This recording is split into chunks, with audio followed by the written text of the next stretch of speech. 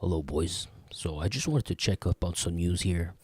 I don't think we got much of a big news cycle this time, but I did see there was updates on what happened with the Arab Power story. That was huge. I saw you guys are very interested in that, and so am I. But yeah, let's get into it, man. So first thing I wanted to check here, once upon a time they would call, I don't know what the word is for it, but they'd say something like Montreal is the capital of robbing these. I don't know what's the word in English. Is when you transport money. Like here we have a company called Garda, amongst others, and they go to these banks or they go to these stores to get their cash, so the cash doesn't stay at the store, right? And then I guess they transport it to a bank. And there's always two gentlemen or a guy or girl, and they're armed, and they're protecting the money, etc. But once upon a time, Canada was known as the place where there was some of the most amounts of, if you call, I don't know if you call this carjackings, or jacking these valuables. So they would go hijack the people transporting it. So that surely died down. You think with technology, it's such a risky business to do something like that with cameras all around the place. Technology has improved so much. It's not like the 70s, and the time that it was happening more a lot was, I guess, was up to the 70s or so. But here we have a story. It seems like it did happen recently, and desperate times, right, with inflation and all that. What's up, Gagnon Alain, mon frère? Comment ça va, bro? Welcome, buddy. Je suis content de te voir, bro. Happy to see you, buddy. So, yeah, Alain, we're checking out. I didn't know this actually happened. It says they robbed $110,000. And, yeah, it's in Montreal, in the neighborhood of Parc Extension. They got $110,000, and they're naming the two suspects. So I guess they arrested them. Ghislain Bouffard and Eugene Fengstad. And yeah, they interrupted delivery or when they went to seize money at the bank. And yeah, you see the TD Bank right there, the TD sign, Toronto Dominion Bank. And by the way, Garda's I'm going to take advantage of this moment to tell you Garda's a very ish employer. They treat their people badly. There's bullies among the ranks there. It's a horrible place to work. Let me tell you, I'll stop right there. Those who know. So you have two robbers of experience that seized. It was in 2021 that this happened. Okay, I see. It's not fresh news. Bouffard is 49. And yeah, we're going to probably skip the details here.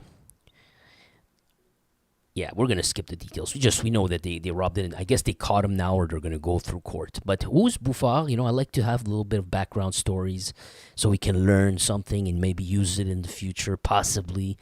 It says here, in the beginning of the 2000s, Bouffard had gotten a 10-year sentence for having participated in about tens of robberies.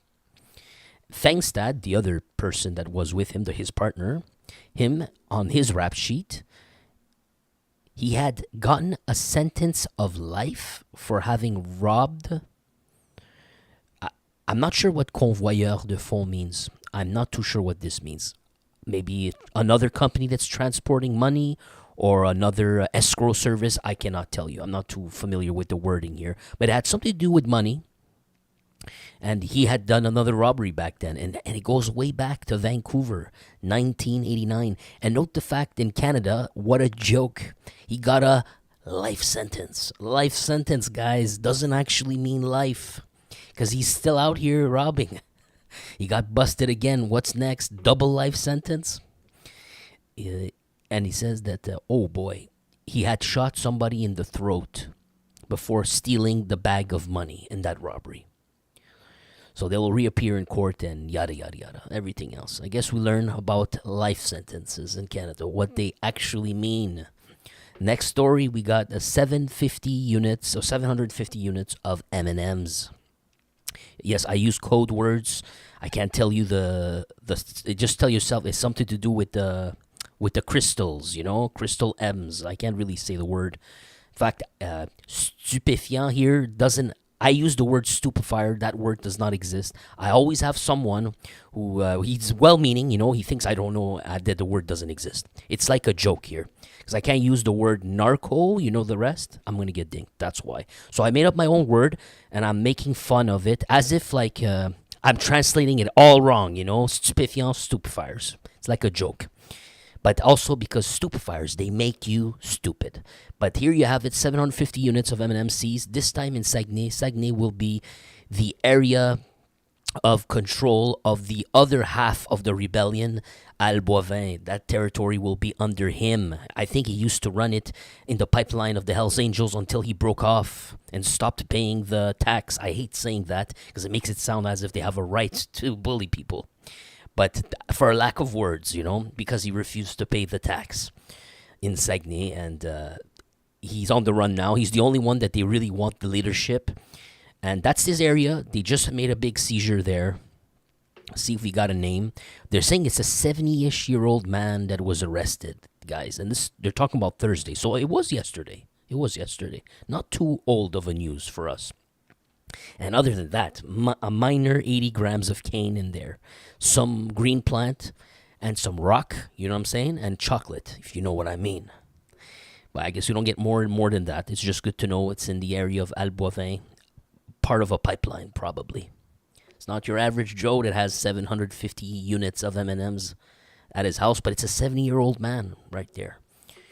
Next one, what's up, Mountain Woman? How are you? Mountain Woman. I got the next news here. A man was hit by projectiles in the neighborhood in Montreal of Saint-Michel. Probably won't get much out of this. It says a man in his 30s was injured. And interesting enough, it's just, they're saying Villeray, Saint-Michel, Parc Extension. So it's in the border of the two neighborhoods. And we just spoke about Parc Extension with the robbery of the money thing, TD Bank. It's unrelated, of course. It's just, you could see a little bit which area we're talking about. They're nearby. So a man in his 30s was hit. It happened at 10 p.m., it says. And he got transported to the hospital. I think he's still alive. No arrests have been made. They're asking for info, and it ends right there. So it's a good mention because, as usual, in the following weeks, this might develop into an important storyline when the name of the person comes out, when they give us his background info, or there's another story. Because we've had that earlier. Like a month ago, we read about some guy shooting people in a park. The Park of Peace, not very peaceful, but that's the name of the park. And it felt like, okay, it was a one-off thing. But then the following episode, we found out that guy was wanted for tons of other shootings, and it was a gang war and things like that. And it always evolved into something. It could always evolve into something like that, Next up, Gatsino. Okay, we're moving far from Montreal now. We're going towards nearer the border to Ontario, but we're not in Ontario. So someone in Gatsino was arrested for a record amount of cane. A record amount. What is this record amount? I guess they're saying it's a record amount of cane for Gatsino, or do they mean for Canada? I'm perplexed. Let's see. The Gatsino police have arrested for a second time in 1 week. Wait a sec. Second time in the same week, Simon Didier Perron, 26 years old, who's facing chiefs of accusations after an important record seizure of 40 kilos of cane. Oof, somebody's gonna die tonight over that. The previous record of seizure was 4 kilos. So I guess they are talking about a record for Gatsino. Because this 4 kilos is not a record for Montreal. It's not a record for the province. It's got to be for that town here. So the highest they got before that ever was 4 keys. But now they surpassed it in the same week. They're up 10 times that. 40 keys of seizure for him. Okay.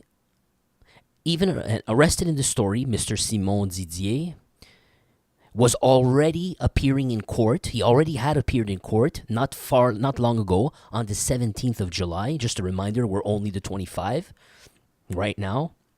So on the 17th, he appeared in court for possession of cane in order to traffic, and other substances, they're saying here, in order to traffic, as well as the fire tool, right? So I guess this is a close-up shot of that thing that they had.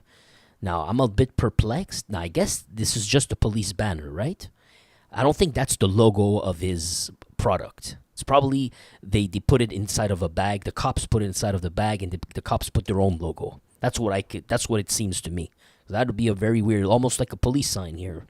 Find it strange if this was actually the branding of the cane itself from that pipeline. So they got it on board of a Mercedes, they're saying? No, my bad. No. Yeah, they seized the Mercedes. Okay, just to be sure here. Seized it. Okay, what's going on? Just to avoid reading it word by word so we can go through it quicker. Okay, it looks like we don't have a choice to understand this area. The police of Gatsino shackled Simon Didier 2 times in 1 week. So it was not unrelated incidents where they seized 2, the 4 keys and the 40 keys. No, they were related. It seems they have been both from Simon Didier. Maybe I'm wrong. That's what I understand so far. Because they 2 incidents in 1 week. But for sure, he was both of these incidences. The first time, on the 9th of July, he was on board of his vehicle inside of Montreal. Oh, what a small world. And it's at that moment that an important quantity of cane, I guess the 4 keys, were seized. The accused was able to find his liberty. They release you. It's a non-violent crime after that first incident. Now, 7 days later, officers then had a search warrant for 5 different locations. And they used the K9 unit and the SWAT team, I guess. And these search warrants... Okay, yeah. So these 5 search warrants, or 5 locations, were in 3 areas. And the 3 areas are Gatsino, Masson-Angers, and Buckingham. And what did they seize? They got some 1,900 grams of M&Ms, the fire tools, and the munitions, and the Mercedes we talked about earlier. Now, quant aux autres... Okay, and there's other people that were arrested, 4 other people, but they're not naming them yet, I guess. All right, I guess the article ends right here. Next story. Okay, so now we go back to the BFM saga, and it continues. The title here says, he was targeting a member of the Blood Family Mafia. 3 men armed to the teeth in the middle of the street arrested in Lévis. So Lévis is the red zone. What the hell was going on? Looks like they were armed and they were going to go target the BFM. So we do have a vehicle here. Picture shows a crash on the left side. I don't know what to make of this. 3 suspects armed would have wanted to go attack the Blood Family Mafia, and they were arrested by the Lévis police. At approximately 4 p.m., citizens noticed a man who was suspicious, I don't know why, who was going to knock at the door of a residence on the street Hydranger in Saint-Étienne-de-Lauzon. Okay, so they saw neighbors noticed some guy knocking on someone's home. Got it. Worried. Why would they be worried? Was he, that's my question. Worried, the residents called the police. 3 men, of which 1 minor, were arrested quickly, while they were on board all of them on board of the same inside of the same vehicle. Inside the vehicle, of course, the cops found the 9mm. Got it. Linked to the BFM. The 3 suspects, all of them, now this is interesting. The 3 suspects, all of them, are from Montreal. Now remember, for those who have no idea, Lévis is not Montreal. It's not a neighborhood in Montreal. It's nothing related to Montreal. It's in Quebec City. We're going to Quebec, another city completely. So they went there on a mission. They are from Montreal. That continues the pattern of getting out-of-towners to come. But so far, the out-of-towners that we had in all of our stories were when the BFM was sending people. Now, this article's talking about the BFM being targeted. So the people sending these three are not the BFM. They're their enemies. And they also got out-of-towners from Montreal. I think so far I didn't mix it up. Let's continue. According to the spokesperson of the police of Lévis, they had the intention to go attack the members of the Blood Family Mafia, but would have made a mistake on the address of the person. There you go. Now that also is a repeat pattern. Although the last times this repeat pattern, it happened more than once, it was always the BFM side making the mistake. They even almost killed someone, shot him through the door. Remember that one? We keep repeating that one. Now this time you see that it's not, you cannot toss this up to say the Hells Angels or their pipeline are professionals and all the others are a bunch of amateur rookies. Here is another scenario that proves to you both sides can make that sort of mistake. The innocent can get hurt either way, whichever side you would pick. Let's keep going. The suspects remained detained after their arrest and will appear in court. Okay, that's the obvious. The two individuals, the two adults, Nicolas Richard, 25, and Yannick Drouin, 51, will face accusations of harassment, criminal harassment, possession of a prohibited fire tool without a permit, and I always forget. Someone explained to me what this means. I don't know. I forget. And also, I guess it's a charge to be inside a vehicle that you know has a tool in it. That's very funny. But you can get charged for that. Let's see what's going on. And Drouin has other, one of the Yannick Drouin, one of the guys we mentioned, of the two adults. They had previous records going back to the 1990s. He's 51, it makes sense. So we had a 51-year-old and a 25-year-old. And then they also had a minor with them. Interesting. Now, this goes to, because sometimes I see the comments saying, you know, when they saw Arab Power and they said, look, Arab Power, someone was criticizing Arab Power, rightfully so, saying, well, the Hells Angels, at least they don't use kids, you know? Well, I don't know about that anymore, you know? Here's the first case here where they clearly said there was a minor among the two. I mean, there's three people, right? So there was a minor in there. So it doesn't look like it anymore. No, all right. I guess it continues.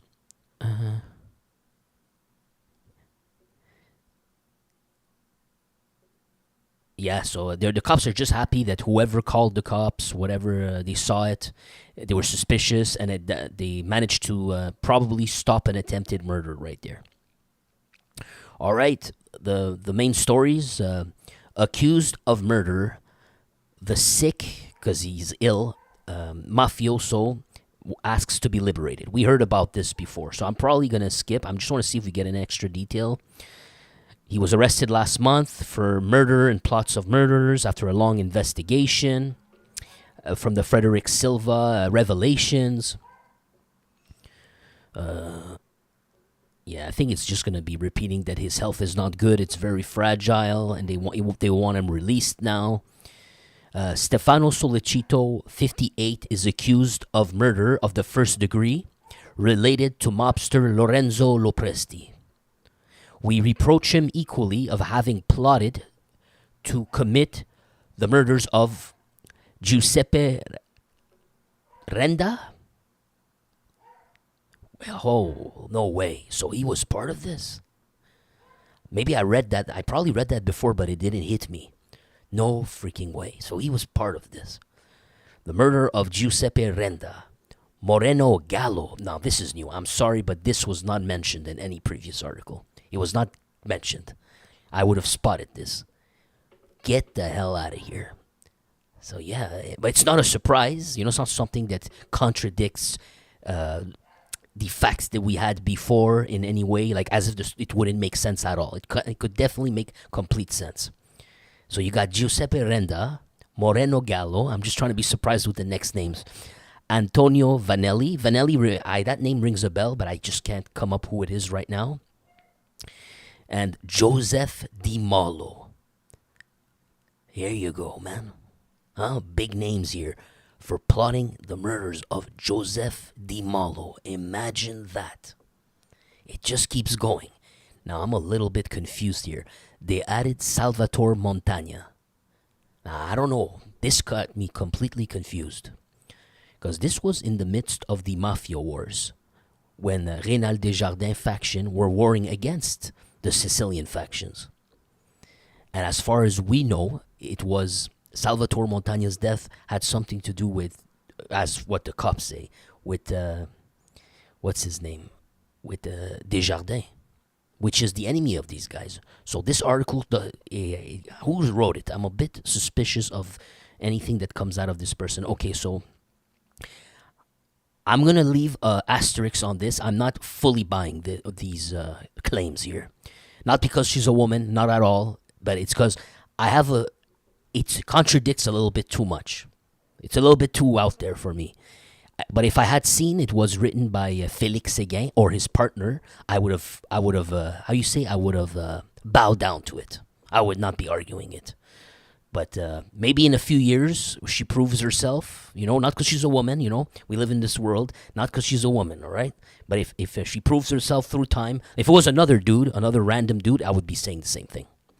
But if maybe in a few years she proves herself being, having revealed so many things, maybe this will be proven true, and then we'll come back and we'll say, all right, we're going to believe Camille Payan, her name is Camille, she pays well. She's lucrative. So now we're gonna find out how lucrative you are, Camille, with time. I need to see that confirmed here. But according to this article, Sollecito would have had something to do with the offing of Salvatore Montagna. Okay, let's keep reading. We have Antonio Pietrantonio. So we read about his name, and last year, I believe, there was an attempted offing on him when he was in downtown. I believe he was driving downtown. Someone ambushed him and they tried to kill him, but I don't think it worked out. But now they're trying to say Mr. Sollecito had something to do with this. Okay. Continuing. And then you got, look, this one would make a lot more sense. And the attempted offing on Rénal Desjardins himself. Now, for this one, it was way before my channel existed. There was a drive-by shooting. Don't quote me on this. I think it was a drive-by shooting where they tried to exterminate Rénal Desjardins. That was quite a few years ago. I guess in the midst of the Mafia Wars. Third generation Mafia Wars. Now that didn't happen successfully whatsoever. But they're saying that he would have had something to do with that attempt, plotting it. Now, that it would be feasible, it would be logical, it would make sense. Okay. They tell you, only Desjardins and Pietrantonio and Vanelli had escaped death, so it didn't work out, just as I told you, except Vanelli. Vanelli, I don't remember who it is. Just the last name tickles my ears. Sorry about that. Revelations of a hitman. Yes, we know it's Frederick Silva who's giving this info. We know this so far. Now, Sollecito is considered by the authorities as a co-leader. Note the co-leader here. Not the leader only. The co-leader of the Montreal Mafia for more than 10 years. He was targeted in the first wave of arrests for Operation Alliance. In total, 11 men were accused, of which Leonardo Rizzuto, who's been since disbarred from the Lawyers Guild. So there you have him, looking at you with a smugness to his face. I'm better than you. He probably is. He's got so much money. And I'm kidding, pal. Money doesn't make everything, man. You can't buy some people, Stefano Sollecito was arrested for gangsterism in 2015 in Mago Mastiff operation. At that time, he was suffering from cancer, and he was liberated during the court procedures, because he was going through medical treatment against his cancer.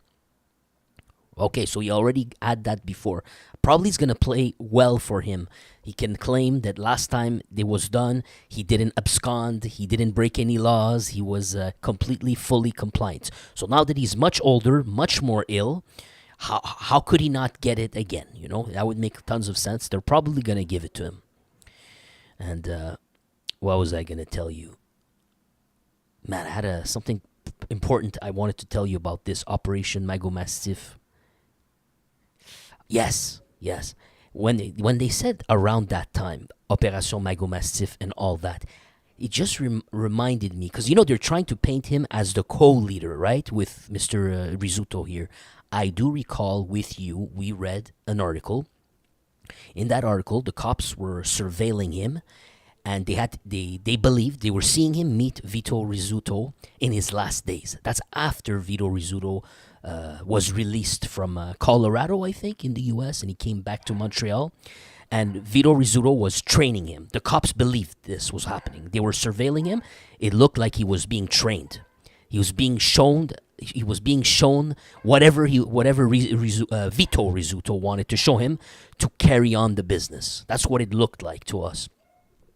So imagine it started a long time ago for him to become. So it's not like random. They think They think he's a leader now. They have reasons for this. He was being trained way back then. You know, it follows logically. Next story. Okay, the main story. Arab Power, one of the leaders, Sylv Kabuchi, was assassinated. Do you remember that? A few days ago, bombshell story. So let's see what else we can learn from that day. Who it was. So far, they didn't say it. I don't think they said anything. Well, I don't remember. I don't know why, but we'll find out. Sylv Kabuchi assassinated. Troubling scene, but not surprising, according to the syndicates of correctional officers. So here you have him. He's no longer here. The murder scene of Sylv Kabuchi was particularly graphic. For those who've already found a body, for those who found the body, of Arab Power leader in the pen of Donnacona, infamous Donnacona, he says that the images that day are nothing surprising, unfortunately. Kabuchi, who was described as a true leader or head or visible head of violence in Laval, was found dead Sunday morning in his cell, maximum security, where he was purging sentenced to perpetuity for murder. He would have been shanked numerous times in the face, as well as getting cut in the neck area, according to our information. Gravely injured, he would have died in the infirmary. Yeah, okay, now he's just complaining about his job and etc., etc. We're just going to skip this. They can't give us more info, so what was the point of writing this? They're just saying that it's getting bad. Okay, I want to skip this stuff. Yeah, that's really what they're doing here. They're not giving us extra. Now, in the beginning of the month, the president of this syndicate, the president of the COs, Mike Buljik, was worried about the fact that Kabuchi would be incarcerated in the same sector inside of prison, the same area or the same wing, as his acolyte, who is the head of Arab Power, Younes Attaki. And here he says, quote, "We put all these gang guys together. We put all these gang guys together, when it's the fact that they're causing 4 times more trouble. It's dangerous," he says. So yeah, you putting them together, it's just gonna make them stronger. Man, I thought we were gonna get more. We got one here. Oh, this is an old article, eh? I think this is the one we read the other day. Just want to double check if we got anything else. Yeah, this is. I don't think we read. We may have not read this. I'm not 100% here. Looks familiar though. Yeah, we did read part of this. I think we did. Yep.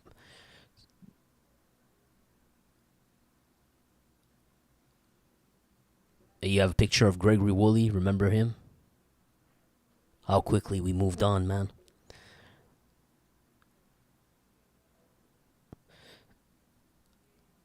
Yeah, we knew all these facts. I'm just double checking. I think we read this together. Well, maybe some parts of it were updated.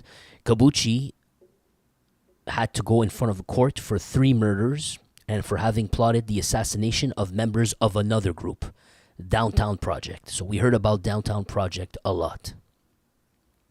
They're implicated with another war with another gang, and they've been killing each other's back and forth, and they've had rap videos where they count how many bodies they've both accumulated, etc. And the cops are watching those rap videos and taking notes, by the way. That's how they're solving this so easily. Oh, look at it. Kabuchi was also part of the cause. Wait a sec, no. Oh, he had another cause. An active case. There you go, an active case in front of the courts in relative to a kidnapping of a pregnant woman during a theft of a crypto wallet. However that works. We do know, actually, we had remember Mir Shahi, the kid who was an influencer online, giving people investment advice. He was like 20-year-old, giving investment advice to buy crypto, whatever. You remember he got kidnapped last year? I think last summer he got kidnapped. He disappeared. People went to his condo and they kidnapped a bunch of people with him inside. And then they released a bunch of people who had nothing to do with it, thankfully, but they kept him. And then later on, weeks went by and cops found his body, I think, inside of a park. Don't quote me on if it was on a park or not, but they found him somewhere. And the whole point was to extort money from him, I think. But what was interesting is the articles claimed that the people behind that kidnapping were some associates of the Rolling 90s or Rolling 60s Crip, that West Island gang, whom one of their leaders, by the way, is the leader. You have a picture of him with Arab Power leader, not Kabuchi, but the other one, Younes Ataki, when they were plotting murders, when the cops were surveilling them, taking pictures. So it's a small world. And here you have Kabuchi. They're talking about him kidnapping a pregnant woman for a crypto wallet currency robbing. It's weird, huh? Everything sort of ties down somehow. Let's keep going. Murders in prison. Okay, now they're just going to go with generalities. Yeah, we've had tons of them. Man, it's been a non-stop action. It's crazy. It just never ends, man. I think that's it for today. We're going to cut this video right here. It's not every day I can end it in 30. But let me just see what you guys wrote. Sorry about that. It says, hello, Anthony. How are you, buddy? Good afternoon. Fuchi Banks, does anyone have a job for me? I need a job, brother. If anyone wants to help him out, I understand your pain. If anyone want to help out Fuchi Banks, leave a comment. Maybe you can get back to him and help him out, man. I feel you, man. Gagnon Alain, strange stamp like a Freemason. Yeah, you mean the cane, the stamp on the cane, right? At least I can remember that, because I usually forget the chats after a while what we were talking about. Max the Youth, what's up, buddy? How are you, how are you, pal? Max the Youth, always young. It says FC means football club. I don't remember what we're talking about. It's 3 hours away. What's the population of Quebec City? Max says 500,000. Thank you, Max. He had a tool and was planning to use it in an illegal way. Le portrait de dessin criminel, right? Something like that. I think that's what you're talking about. Thank you, pal. I won't remember, though. You know me by now. This is probably you who told me last time, and I keep forgetting. I promise you'll probably remember that I forgot, and then I asked you today. You'll probably remember that, and I'm going to completely forget, man. He wasn't going to the shooting range with it. Gotcha. Sauce, now I think he's calling about Sollecito. It's like The Sopranos. All big bonnets has to be court revelations. Marcel Mathers, what's up, buddy? So he was shanked. Yeah, the leader was shanked inside of prison. Yeah, exactly. He was not poisoned. I think they didn't even tell us how he was. Remember, I told you, was he been poisoned? Was he shanked? We had no details. Good catch right there. I do remember we didn't have details. So we did find something out. He was shanked. He was definitely shanked. But again, they did not tell us by whom. There was no mention of it, unless I missed it. Fly High from Calgary. What's up, buddy? Daniel Gould, my friend. How are you? And yeah, thank you guys. If you want to hit the like button and join me, man. Join us, subscribe, and we gonna keep doing this and figuring out what the hell is going on. Good one, sir. Thank you, Max, and GX also. Shout out to GX, and yeah, man, the freaking garbage court language. Yeah. They make it so freaking complicated, man. Make it so complicated to understand what they're talking about. You have to almost study it to know. But yeah, that's it for today, man. I think we're up. That's all we got for. Yeah, man. It's ever since they arrested the boss of the Blood Family Mafia, it's been awfully quiet. You no longer hear about their attacks happening, huh? It really died down. And Alboivin is not really, we're not getting any action or orders from Alboivin either, it seems. He's got spooked. He's completely spooked now. But we are seeing the reverse, though. We keep hearing about reports of attacks against them, such as today when we found out they arrested those 3 people. They were about to go attack a BFM individual or pipeline. Crazy. All right, have a good day, everyone. Thank you to you guys. Have a great evening and a happy Friday. Enjoy your Friday, man.